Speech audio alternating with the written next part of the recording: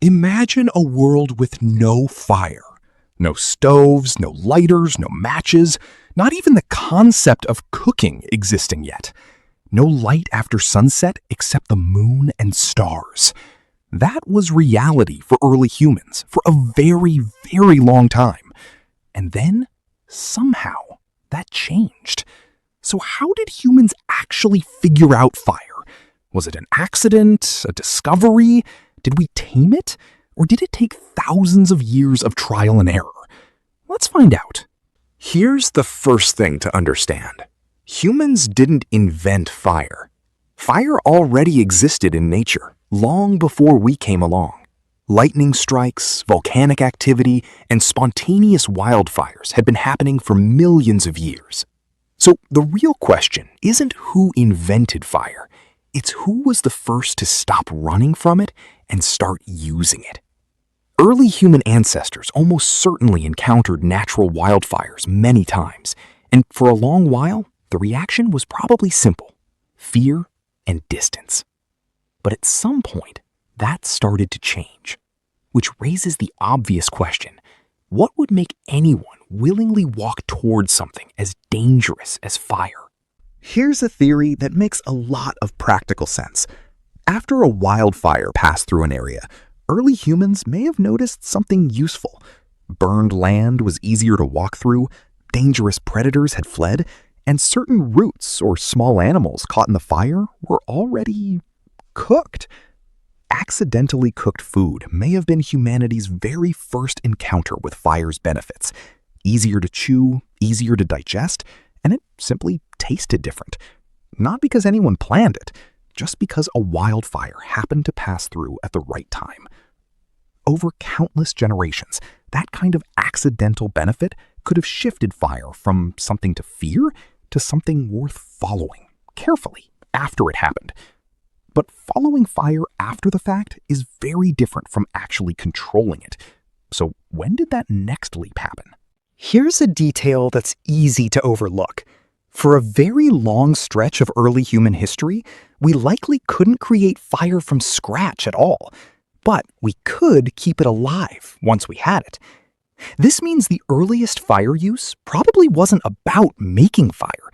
It was about maintaining it, taking a burning branch from a natural wildfire and keeping that flame going carefully for as long as possible.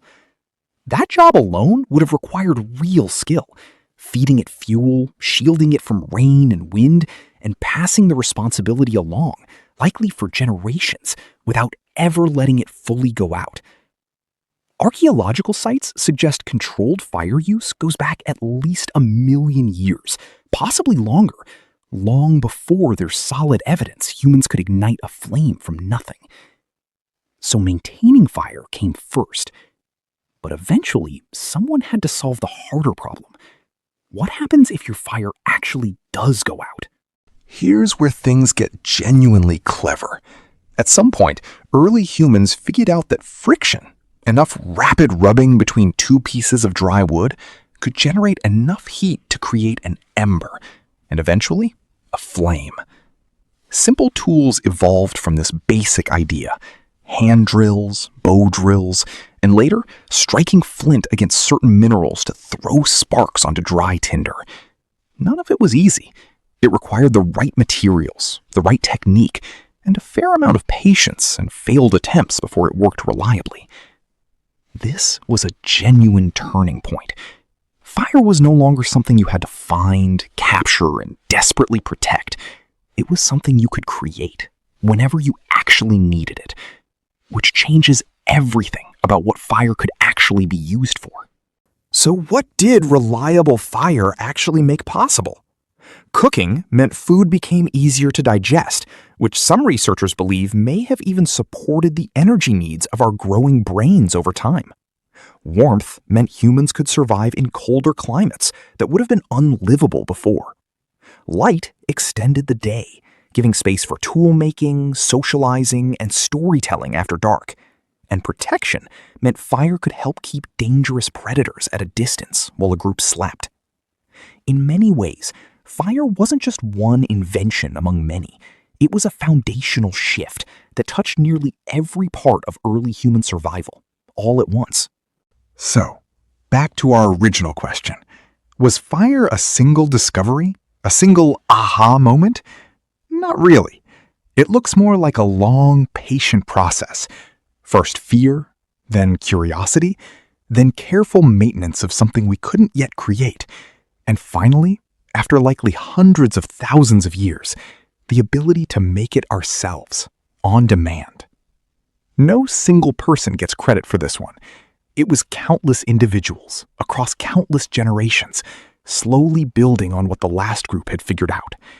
And today, we carry a flame in our pocket that can appear with a single click, built on top of a process that once took our ancestors' unimaginable patience just to keep alive overnight. And if this journey into one of humanity's most important discoveries got you curious about what we explore next, there's a simple way to come along. Just hit subscribe so you don't miss it.